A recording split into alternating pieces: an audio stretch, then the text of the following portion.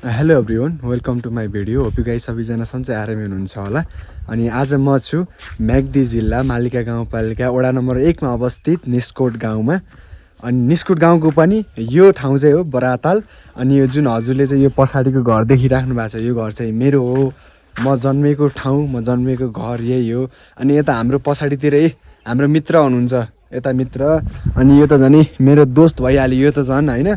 अनि आज मेरो यो भ्लगमा चाहिँ हजुरहरूलाई देखाउन गइरहेको छु कि हाम्रो गाउँको प्राकृतिक सुन्दरता। यो भ्लगभरि चाहिँ हामीले चाहिँ हजुरहरूलाई चाहिँ अनि एउटा इन्ट्रेस्टिङ कुरा के छ भन्नु न, हाम्रो गाउँमा ताल पनि छ क्या।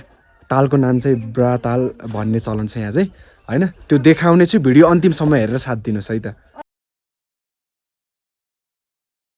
हेर्न सक्नुहुन्छ यो तालको नाम हो ब्राताल। अनि यो निस्कोट गाउँमा अवस्थित छ। यो ताल प्राकृतिक सौन्दर्यताले चाहिँ एकदमै भरिपूर्ण छ। यदि हजुरहरूलाई चाहिँ घुम्न मन लाग्छ भने यहाँ आउन सक्नुहुन्छ। यदि हजुरहरू चाहिँ यस्तै रमणीय ठाउँमा चाहिँ घुम्न आउने सोच बनाउनु भएको छ भने यो पनि एउटा राम्रो डेस्टिनेसन बन्न सक्छ।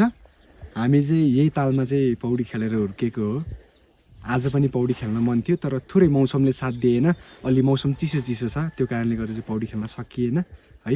यदि मेरो साथीहरू मित्रहरू हजुरहरूलाई चाहिँ यस्तो राम्रो मेरो आफ्नै गाउँ निस्कोटमा चाहिँ घुम्न आउन मन छ भने चाहिँ मलाई सम्पर्क गर्नु होला।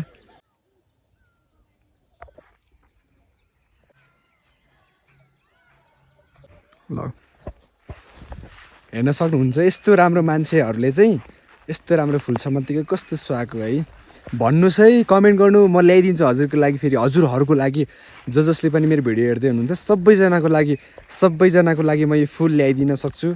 तर कमेन्टमा चाहिँ ल्याइदिनु भन्नु पऱ्यो है, म ल्याइदिन सक्छु।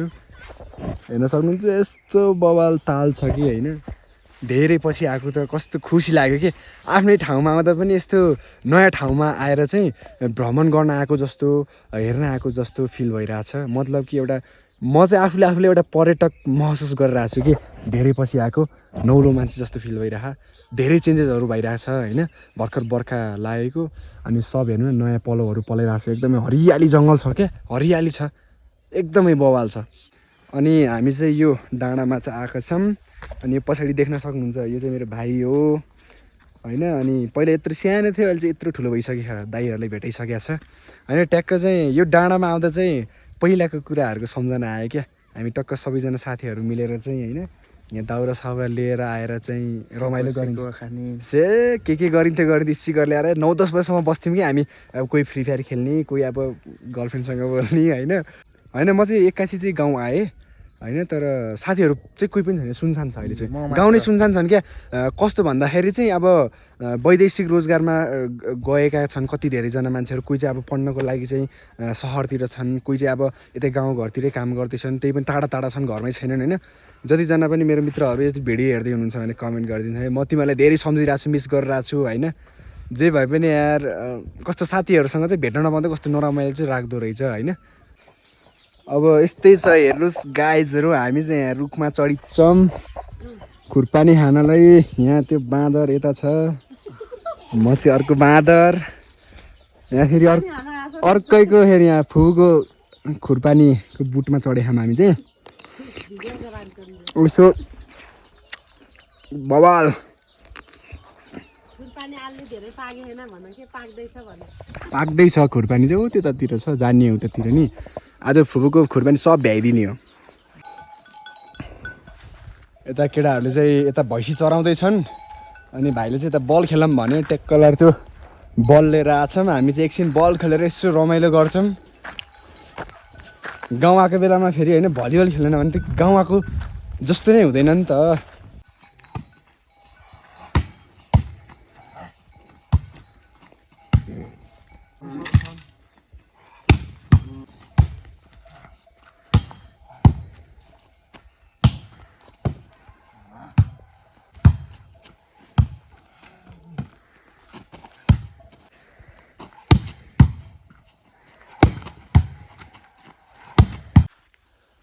म चाहिँ हेर्न सक्नुहुन्छ गाइजहरू होइन। ट्याक्क त्यहाँ चाहिँ मेरो चाहिँ अङ्कलको बाइक हो त्यो चाहिँ।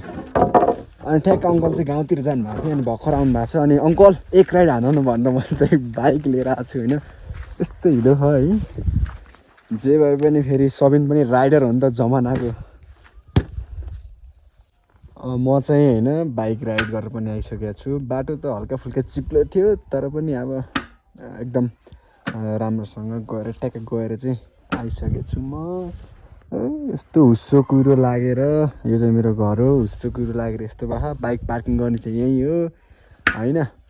त्यही हो मजा आयो जियोस्। अलि अँध्यारो थियो है। अब हुन्छ नि त अलि धेरै पछि चलायो बाइक चाहिँ तर पनि म राम्रोसँग चलाउँछु होइन। ममा त्यति कन्फिडेन्ट छ आफूमा चाहिँ भरोसा छ कि म राम्रो चलाउँछु भनेर चाहिँ। हेलो एभ्रिवान, यहाँ चाहिँ आज चाहिँ म चाहिँ होइन ट्याक्क आगो सागो फुकेर बसेको छु। अनि यता केटाहरूले चाहिँ यहाँ गीत गाउनु पर्यो गीत सुन्नु पर्यो रे केटाहरूलाई होइन। गीत सुन्ने रे। अनि यिनी चाहिँ मेरो फुपूको छोरा हुन्। यिनी चाहिँ होइन त्यो पनि उनी पनि फुपूको छोरा अनि चाहिँ भाइ हो। टक्क गीत सुन्ने भने होइन टक्क म चाहिँ एउटा 2-3वटा गीतहरू चाहिँ गाएर सुनाउँछु होइन। अनि भाइहरू केटाहरू चाहिँ नाच्छन् रे होइन। ल सुरु गरौँ त। देउराली देवीलाई ध्वजा छिटाको पुग्छ कि अब त मनले चिताको। हे दिम्ला म यहाँ पुरैमा नरिसाउन सानो कुरैमा। हे दिम्ला म यहाँ पुरैमा नरिसाउन कुरैमा। हे दिम्ला म यहाँ पुरैमा नरिसाउन सानो कुरैमा। तिमीलाई मन पर्ने कुरा किनिदिन्छु हातभरि लगाउली चुरा किनिदिन्छु। हे दिम्ला म यहाँ पुरैमा नरिसाउन सानो कुरैमा।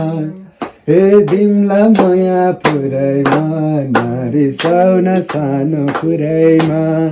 हे दिम्ला म यहाँ पुरैमा नरिसाउन सानो कुरैमा। तिमी रुख बन म चरा बनौँला। तिमी फुल बन म लहर बनौँला। हे दिम्ला म यहाँ पुरैमा नरिसाउन सानो कुरैमा। हे दिम्ला म यहाँ पुरैमा नरिसाउन सानो कुरैमा। हे दिम्ला म यहाँ पुरैमा नरिसाउन सानो कुरैमा। अहिले चाहिँ बेलुकाको चाहिँ 8 बजिसकेको छ होइन। हेर्न सक्नुहुन्छ यहाँ मासु यति धेरै छ। अनि है यस्तो जियोस् मासु पोलेर खानुको मजा पनि छुट्टै हुन्छ क्या होइन। बवाल मिठो होला जस्तो छ मासु चाहिँ यस्तो। यो चाहिँ म आफै लडाएको हो होइन। मासु चाहिँ ट्याक्क लडेर चाहिँ यहाँ आएको छ। यता मासु छ यता म छु। म चाहिँ मासु लभर खानुपर्छ अब। हेर्न सक्नुहुन्छ है बवाल मिठो हुन्छ कि जियोस्। आगोमा चाहिँ पोलेर खानुको मजा पनि बेग्लै हुन्छ। देखाएको चाहिँ नभन्नु होला है फेरि यहाँ यत्रो धेरै छ। यो चाहिँ भर्खर पोलेर खाँदैछु म चाहिँ। देखाएको चाहिँ होइन है। अब खाएको बेलामा खाना परिहाल्यो गाइज होइन। फेरि अर्को लट फेरि मासु फेरि पोलेर रेडी भइसकेको छ होइन। अब यसलाई पनि फेरि खानुपर्ने हुन्छ के गर्नु होइन। अब यस्तै हो सुकुटी। अब यो फेरि अब सुकुटी बन्छ अलि पछि चाहिँ होइन। यो हाई टेम्परेचरले गर्दा सुक्छ नि त। यसको टेम्परेचरले गर्दाखेरि सुक्छ त्यो सुकुटी बन्छ। अनि यो सुकुटी नबन्दै चाहिँ मैले चाहिँ आज चाहिँ ट्याक्क पोलेर खाँदैछु। कस्तो मिठो हुन्छ। हजुरले खानु भएको छैन त यस्तो मासु पोलेर बवाल मिठो हुन्छ क्या। यो चाहिँ यहाँ बवाल मिठो देखाएको चाहिँ होइन। फेरि देखाएको चाहिँ होइन बवाल मिठो सुकुटी खाने भाइ आउनुहोस् महोदय।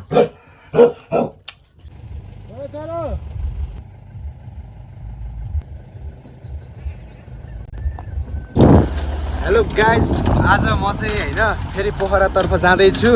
अनि यता मेरो प्रिय मित्रलाई चाहिँ भेटेको छु। आज मेरो भ्लगमा स्वागत छ है। अनि यता चाहिँ अर्को यता भाइ छन् होइन। अनि सँगै पढेको हो ऊ चाहिँ उसको नाम चाहिँ अर्जुन होइन। सँगै पढेको हामी चाहिँ त्यहाँको उसँग भेट्यो होइन। हामीले चाहिँ सबैजना साथीहरूको कुरा गर्दै आइरहेछौँ। सबैजनालाई मिस गरिरहेछौँ होइन। अनि हामी चाहिँ स्कुलबाट तल गाउँ झरिसकेका छौँ। अनि दरबाङ भन्ने ठाउँमा आइपुग्न लागेका छन् र मेरो भ्लगमा केही भनिदेऊ नि त के भन्नु मेरो भ्लगमा चाहिँ सब्सक्राइब गर्नु होला उसले पनि भ्लगहरू बनाइरहेको छ अर्जुन भ्लग के छ म चाहिँ मेन्सन हानिदिन्छु गएर हेरिदिनु होला ए यहाँ चाहिँ अब यस्तो ठाउँमा आइपुगेका छन् बाटो फेरि यस्तो खतम छ कि है यस्तो पछाडि बसेर आउनुपर्छ त्यही हो आजको निस्कुट गाउँमा आएदेखि चाहिँ भ्लग यति नै हुनेछ अब चाहिँ अब फेरि पोखरातिरको त के देखाइराख्नु भ्लगमा होइन म चाहिँ आफ्नो गाउँ देखाउनु खोजेको खास चाहिँ मेरो गाउँ चाहिँ कति सुन्दर छ हाम्रो गाउँ चाहिँ कति सुन्दर छ भनेर देखाउनु खोजेँ हो अब मेरो भ्लग चाहिँ यहीँ इन्ड गर्न चाहन्छु यो चाहिँ दरबाङ बजार हो यति भन्दै आजको यो निस्कुटको भ्लग चाहिँ यहीँ इन्डिङ हुन्छ है त गाइस बाई